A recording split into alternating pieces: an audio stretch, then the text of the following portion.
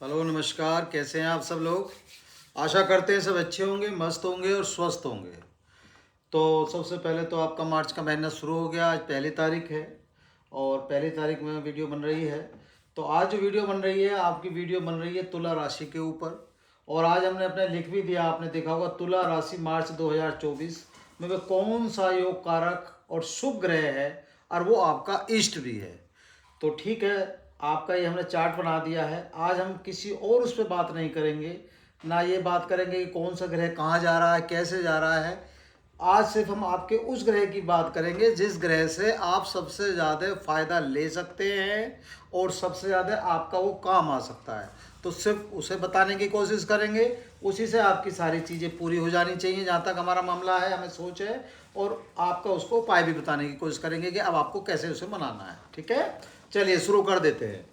तो आज वीडियो हमारी किसके ऊपर है? तुला, यानी जो 7वें नंबर की राशि होती है तुला, जिसके स्वामी होते हैं शुक्र देव। ठीक है जी, शुक्र हो गए। तो आज हम इसके बारे में बात कर लेते हैं। ठीक है, तो तुला जो अपने आप में बहुत अच्छी राशि है, बहुत सुंदर राशि है। इस राशि के जातक जितने भी होते हैं बड़े सुंदर होते हैं अपने आप में, चाहे वो महिला हो चाहे पुरुष हो। मतलब अपने आप में आकर्षक होते हैं और बड़े ही मतलब चंचल और बड़ा अलग तरीके का स्वभाव होता है उनका, आप समझ सकते हैं, है ना। मतलब बिल्कुल मेंटेन और बिल्कुल उस हिसाब से होते हैं। ठीक है, चलिए अब इनकी बात कर लेते हैं कि इसमें हम एक तो योग कारक ग्रह बताने की कोशिश कर रहे हैं और आपको मारक ग्रह बताने की कोशिश कर रहे हैं। तो योग कारक ग्रह कौन से हैं? इसमें शुक्र, शनि, बुध और चंद्रमा। ठीक है, तो आपके लगन में कौन से ग्रह बैठे हैं? आपके यहाँ बैठे हैं चंद्रमा, यानी जो आपका मन हो गया, स्वयं आपका मन। ठीक है, तो चंद्रमा आपके क्या हो गए? आपके वैसे तो चंद्रमा अगर शुक्र के हिसाब से देखते हैं तो ये दोनों इनकी मित्रता नहीं है, लेकिन इस समय क्या पर है? ये योग कारक है। तो योग कारक है तो यहाँ क्या हो गया? यहाँ आपके लिए फायदे का काम करेंगे। फायदे का काम करें तो चंद्रमा आपका मन हो गया। और इस समय जितने भी आपके सरकारी तंत्र से जुड़े हुए लोग हैं या जो बच्चे इस समय सरकारी नौकरी की तैयारी कर रहे हैं, अगर उन्होंने अपने मन को साधने का काम कर लिया, अपने मन को सही दिशा में चलाने का काम कर लिया, मन स्थिति सही कर ली, तो इस बात का आप अंदाज़ा लगा लें कि इस समय आपको वो फायदा हो जाएगा। आप कोई भी एग्ज़ाम, आप अगर थोड़ी सी मेहनत आपने करी है तो उस एग्ज़ाम को आप मेरे विचार से पास करने की क्षमता रखते हैं इस समय। ठीक है, चलिए आगे चलते हैं।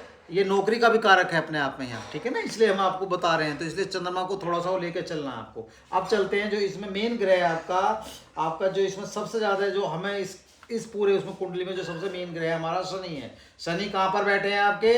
1 2 3 4 5 कहाँ पर बैठे हैं? आपके 5वें नंबर के उसमें बैठे हैं। और 5वें नंबर का आप समझ सकते हो संतान का, बुद्धि का और भाग्य का। ठीक है, संतान का भी हम यहीं से देखते हैं, बुद्धि का भी यहीं से देखते हैं, भाग्य का भी यहीं से देखते हैं। तो इसका मतलब शनि यहाँ पर क्या कर रहे हैं? और अपने आप में ये योग कारक है। तो शनि हमारे लिए क्या कर रहे हैं? हमारे लिए बुद्धि का भी काम कर रहे हैं, हमारे लिए संतान जो भी हम अगर इस समय कोई प्लानिंग कर रहे हैं या किसी भी संबंधी हमारी संतान संबंधी कोई समस्या है उसका भी काम कर रहे हैं, और बुद्धि का भी काम कर रहे हैं, और हमारा भाग्य चमकाने का भी काम कर रहे हैं। ठीक है ना।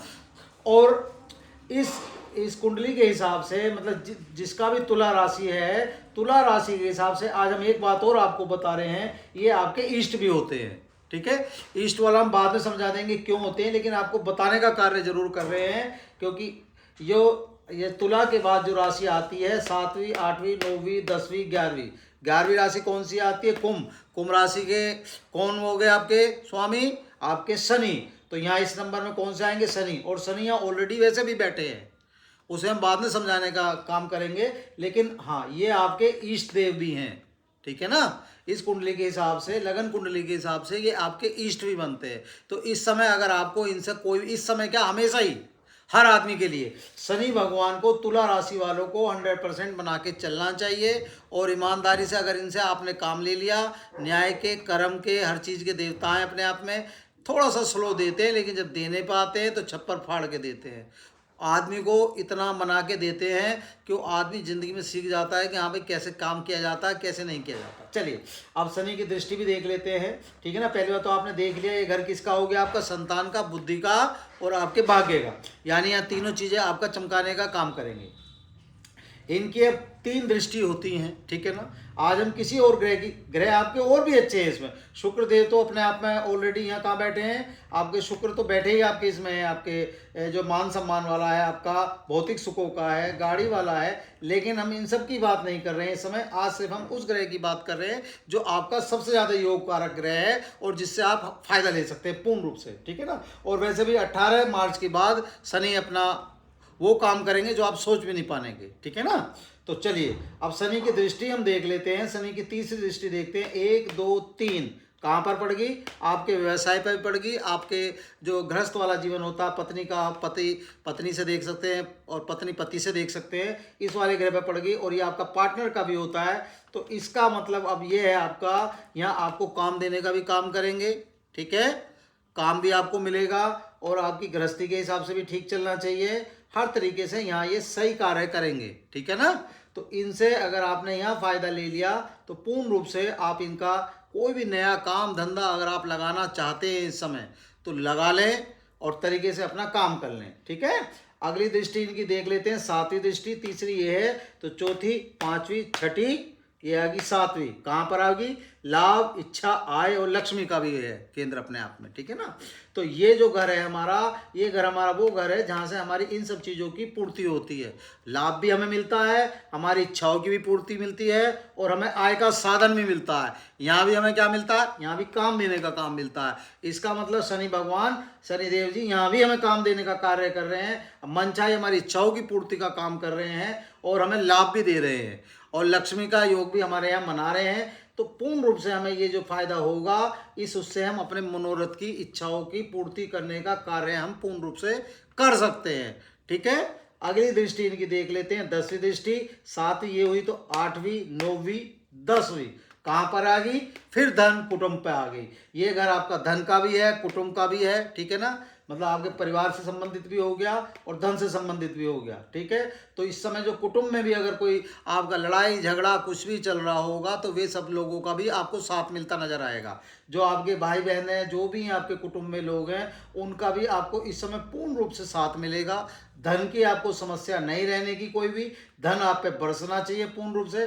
तो जो आपका कुल मिला के जो यहाँ पर हमें कार्य होगा, हमारे जितने भी कार्य हैं सारे कंप्लीट होते दिखाई देते हैं और पूर्ण रूप से अच्छे होते दिखाई देते हैं। अब आ जाते हैं हम अपने क्या कहते हैं, आपका ये तीनों हमने दृष्टि देख ली है। तीनों दृष्टि देखने के बाद अब हमारा आता है कि ये हमारे इष्ट भी हो गए हैं। शनि भगवान हमने लिख भी दिया है, आपके इष्ट देव भी है, ठीक है ना।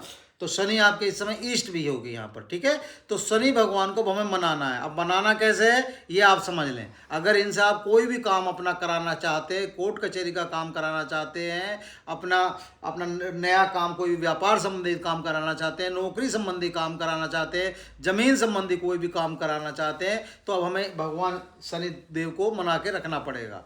तो इसके लिए कोशिश ये करें, शनिवार मंदिर जरूर जाएं, पीपल देवता पर दिया जलाएं और शनि भगवान के ऊपर तेल चढ़ाने का कार्य करें, शनि चालीसा का पाठ कर लें, ये चीज़ ठीक है। और इसी के साथ साथ हनुमान जी को मना के रखें, क्योंकि हनुमान जी खुश हैं तो शनि भगवान अपने आप में ही कंट्रोल हो जाते हैं। तो हनुमान चालीसा का पाठ नित्य करें। हर वीडियो में हम कहते हैं ये एक ऐसी मेडिसिन है, अगर इस मेडिसिन को आप खा लेंगे तो इस मेडिसिन का आपको जीवन भर फायदा मिलेगा, ठीक है ना।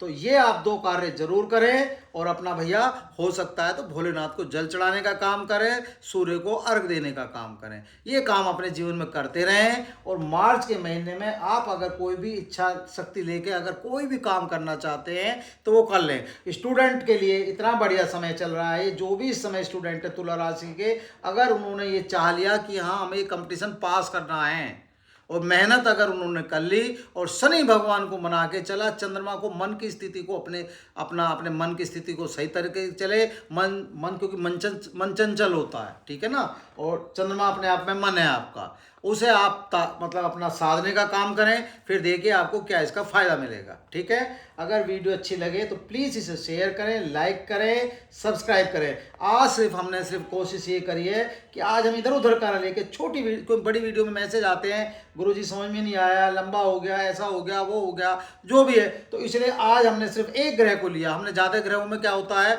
आप लोग कन्फ्यूज हो जाते हैं, ठीक है ना, कंफ्यूजन ना देके सिर्फ हमने ये बताया कि इस समय आप, ये आपके अतिथि देव हैं, इन अतिथि देव को आप किसी तरीके से भी मना लो और इनसे अपना मन चाहा और अपना मनोरथ की पूर्ति कर लो। ठीक है साहब, बस अपनी वाणी को विराम देंगे और नमस्कार आपका। ठीक है, नमस्कार।